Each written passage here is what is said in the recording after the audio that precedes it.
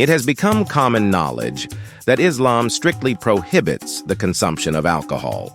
However, in reality, Islam itself was established with the aid of intoxicating alcohol to deceive and manipulate. The following story is from Hadith Sunan Ahmad, number 2849. Khadija bint Khuwaylid was a career-oriented woman from the Quraysh tribe, aged 40. Her family's caravan business was highly successful, making them the wealthiest people among the Quraysh community. This is Khuwaylid bin Asad. He is Khadija's father and ran the family business, imparting his knowledge to his daughter. It is evident that in pre-Islamic times, women were accustomed to running and even owning their own businesses. Khadija was attracted to the handsome appearance of young Muhammad, aged 25, and she then proposed to him to become her husband. Oh, my cousin's son, I admire you for your good reputation. Oh, thank you, Khadija. Would you like to marry me? Well, of course. For a poor shepherd like Muhammad, Khadija's proposal was like discovering a gold mine. Khadija's desire was opposed by her father, Khuwaylid. The goat herder is not worthy to be the husband of an honorable woman like you. But Khadija did not give up her will. She prepared an event with food and drink and invited her father and a group of the Quraysh.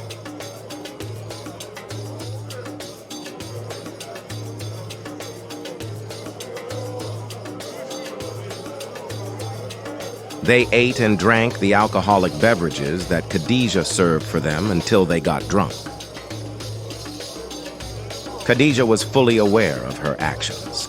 This was a deliberate part of her plan to pursue her desires. Khuwaylid also drank a lot until he got intoxicated. Oh, I feel dizzy now. I better take a rest.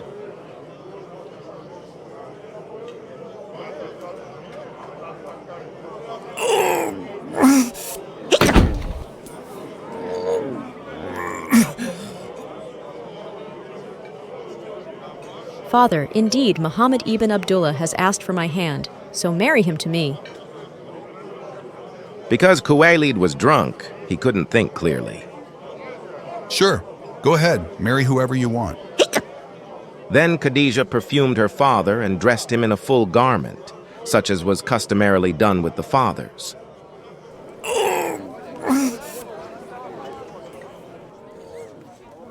Afterwards, the marriage ceremony was arranged.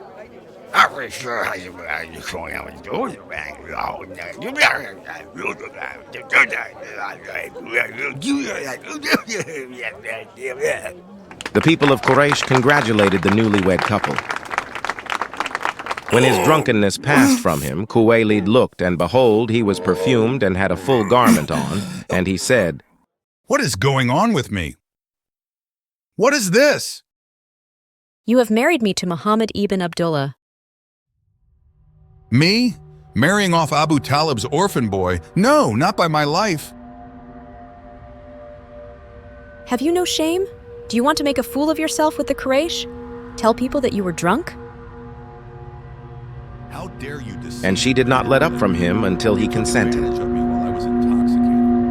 Consider the impact I am old enough to make my own both on your decisions. own father Please and respect on my yourself. choice. Khadija employed wine or Khamr to deceive her father into arranging her marriage to Muhammad. Khadija's influence was pivotal in Muhammad's decision to propagate Islam. It is noteworthy that Muhammad endorsed her initial use of deception and manipulation to achieve her dream. Later on, Muhammad employed a comparable strategy to further the spread of Islam.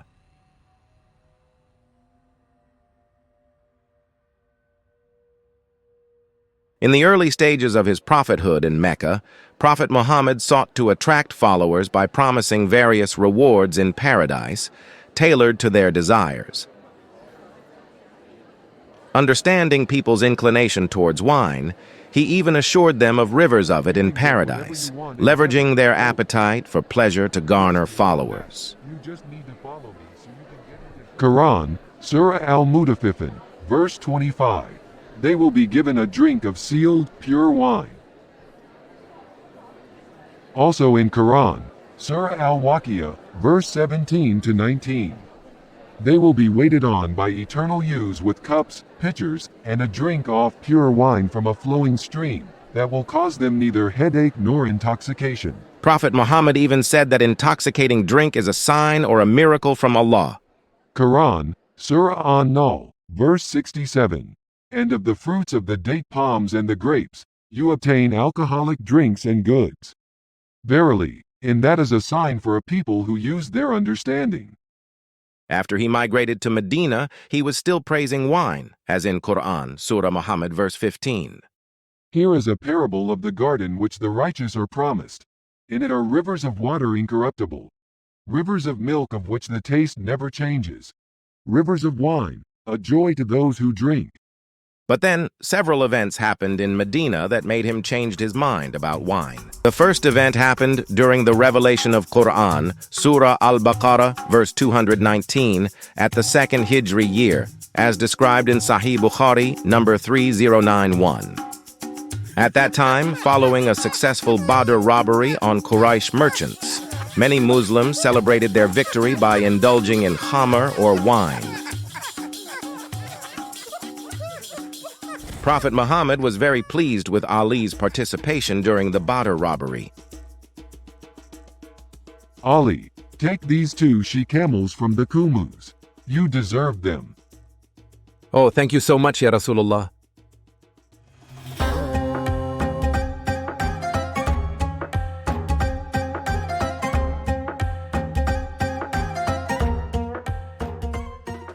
I intend to marry Fatima, the daughter of Rasulullah.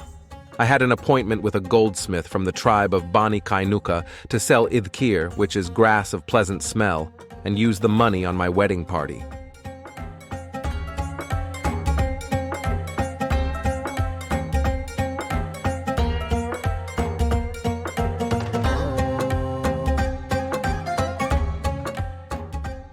After that, Ali collecting the camel saddles, sacks, and ropes for the trip to the goldsmith.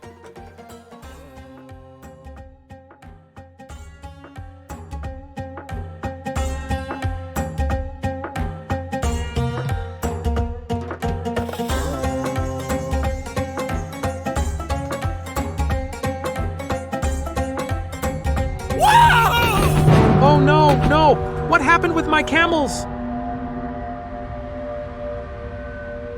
Who has done this? Hamza bin Abdul Muttalib did that. He is staying with some Ansari, getting drunk in their house.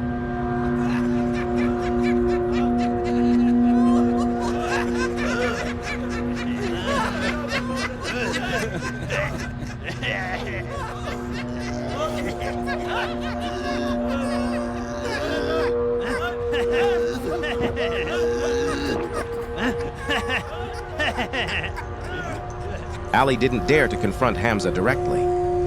I better ask Prophet Muhammad to deal with this problem right away.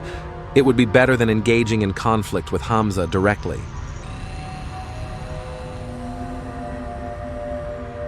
Ali went to Prophet Muhammad's house. The Prophet was at home, and Zayd ibn Haritha was also present. What's wrong with you? Oh, Rasulullah, I have never seen such a day as today. Hamza attacked my 2 she-camels, cut off their humps, and ripped open their flanks, and he is sitting there in a house in the company of some drunks.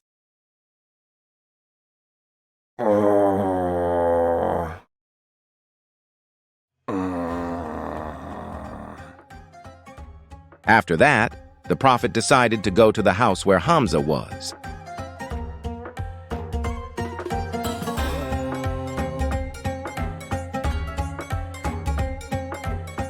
May I come in? Go ahead, Ya Rasulullah.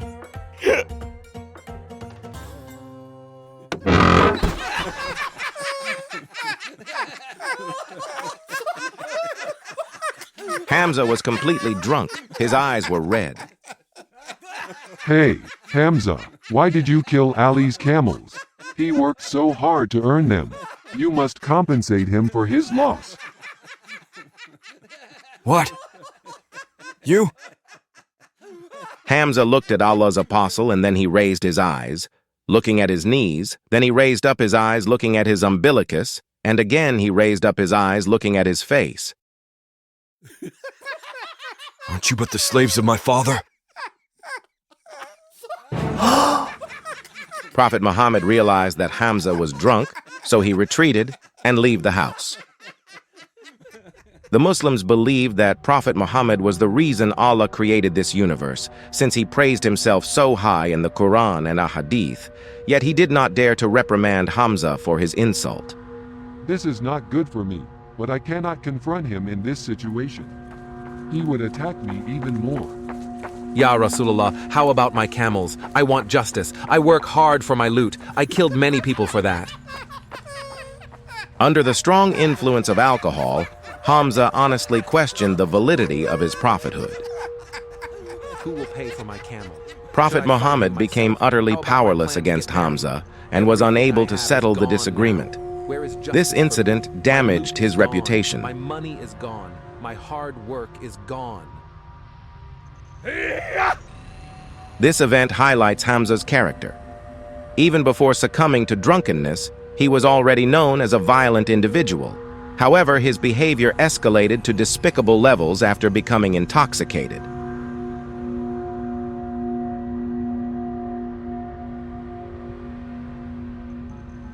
While Muslims affectionately referred to Hamza as Asadullah, or the Lion of Allah, he proved to be nothing but an uncontrollable, rabid lion when he got drunk.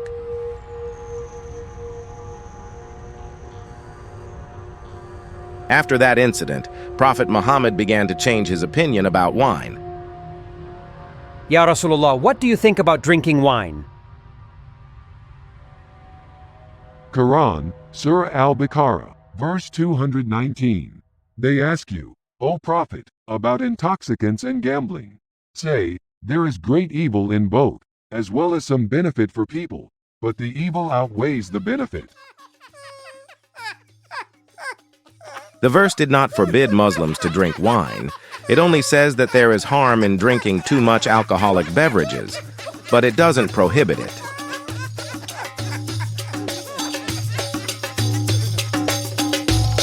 The revelation of Qur'an, Surah An-Nisaa, verse 43, at the 4th Hijri year.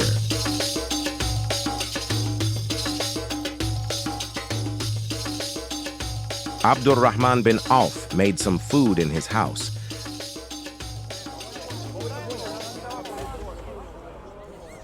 Then he invited Ali bin Abi Talib and his friends to come. He served wine to his guests to drink. They ate and drank until they became intoxicated.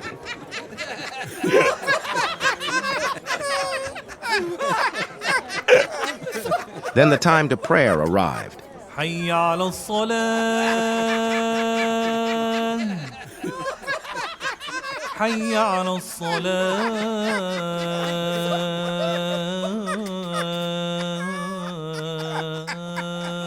We need to go to the Prophet's mosque to pray. Yes, let's go there. Even in their intoxicated state, these devout Muslims were committed to fulfilling their prayer obligations.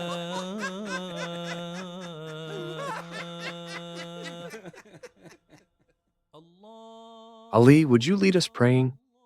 Sure. Allahu Akbar. Allahu Akbar.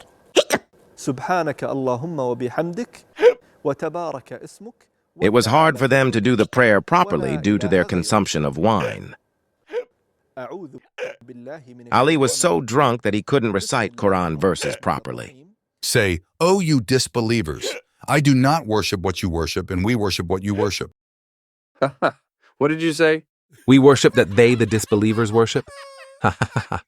Hey, Ali, are you okay? Allahu Akbar. Apparently, these incidents happened often among the Prophet's companions, who obviously were heavy drinkers. Many of them came to the mosque intoxicated, causing disruptions during prayers. I have to do something to prevent this.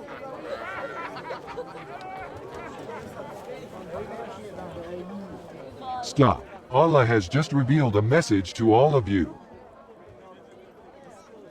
Qur'an, Surah An-Nisaa, verse 43. O you who believe, approach not as solid when you are in a drunken state until you know the meaning of what you utter. Note that this verse actually permits Muslims to drink intoxicants, provided that it doesn't affect their prayers, which presupposes that Allah didn't prohibit intoxicants altogether. With Surah An-Nisaa, verse 43, Prophet Muhammad instructed his companions not to pray while intoxicated. However, this directive inadvertently led some of them to exploit it as an excuse to skip prayers regularly, as later acknowledged in Surah Al-Maedah, verse 91. I can't go to the mosque to do salah because I'm still intoxicated. We are just obeying his command now. This trend posed a significant challenge to Prophet Muhammad, as it eroded his authority and questioned the legitimacy of the religion he was establishing. It's time for the Friday prayer, yet the mosque is empty. Where is everyone? With a resolve to assert complete control over his followers, Prophet Muhammad began to hint at the prospect of banning alcohol altogether. O people, Allah is giving an indication of the prohibition of wine, and he is probably soon going to give an order about it. So he who has anything of it with him should sell that and derive benefit out of it. Due to the warning from Allah, Muslims took appropriate action. Did you hear that? Let's sell our wine before Allah forbid it. Yes, let's do it while we still can. Wine, discounted wine. Buy now before Allah makes it haram. Buy them all now, while it is still halal. It will soon be haram. Really? Allah will forbid wine consumption? I thought he said that alcoholic beverages is a sign for sound people. Qur'an, Surah An-Nahl, verse 67. And of the fruits of the date palms and the grapes you obtain alcoholic drinks and goods. Verily, in that is a sign for a people who use their understanding. Remember that. The Prophet said Allah eliminates or confirms whatever he will. Or to be precise, verses were revealed in accordance with the circumstances of Prophet Muhammad's life. Consequently, older revelations were abrogated and substituted by newer ones. Amen to that.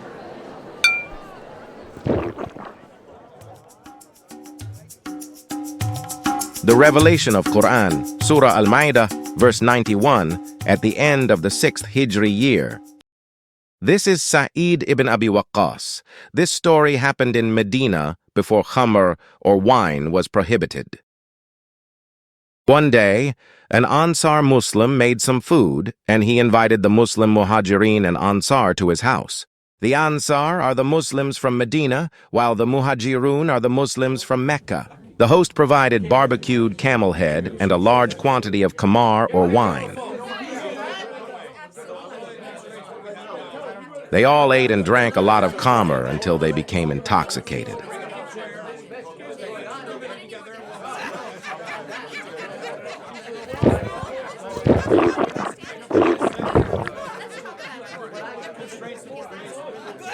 Under the influence of alcohol, they become rowdy and behave rudely. You know, we the Muhajirin are better and more important than you, the Ansars. What? How dare you saying garbage like that? Who helped you when you just arrived Without here? us, Islam wouldn't have started.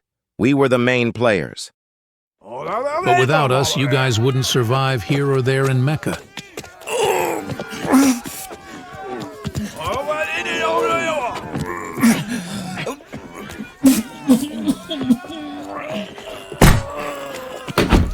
The Muslim Ansar took a camel bone and strike Sa'd's nose with it.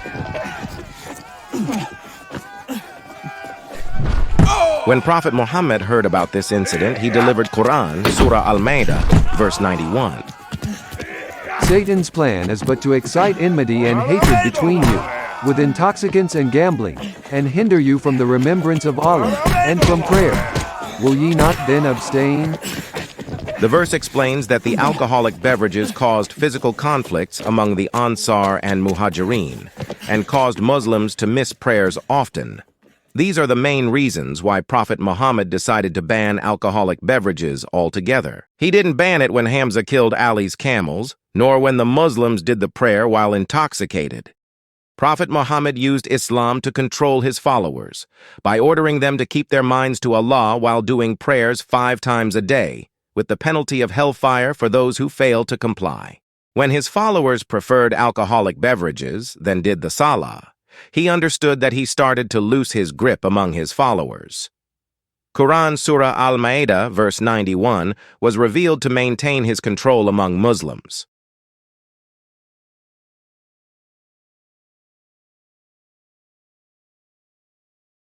Prophet Muhammad preached Islam in Mecca for 13 years.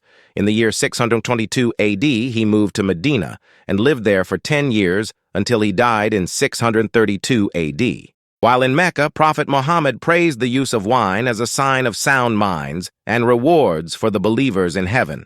In his first year in Medina, he still complimented wine in Surah Muhammad, verse 15. After he started robbing and attacking infidels in the 2nd Hijri year, his followers tended to drink alcoholic beverages more, which caused many incidents. The first was an incident with Hamza that caused Prophet Muhammad to reveal the first negative message of wine in Surah Al-Baqarah, verse 219. The second negative message about wine is Surah An-Nisaa, verse 43 in the 4th Hijri year, warning the Muslims not to do salah while drunk. He completely banned alcoholic beverages in Surah Al-Maedah, verse 91. Surah Al-Maedah, verse 91, was revealed at the end of the 6th Hijri year, approximately 3 years prior to the passing of Prophet Muhammad. His prophethood spanned 23 years. This implies a delay of 20 years before the complete prohibition of alcoholic beverages. One might question why such a significant period transpired before the ban on these haram drinks was implemented. Could it be possible that the reason for this delay was because the Prophet himself had a fondness for consuming them?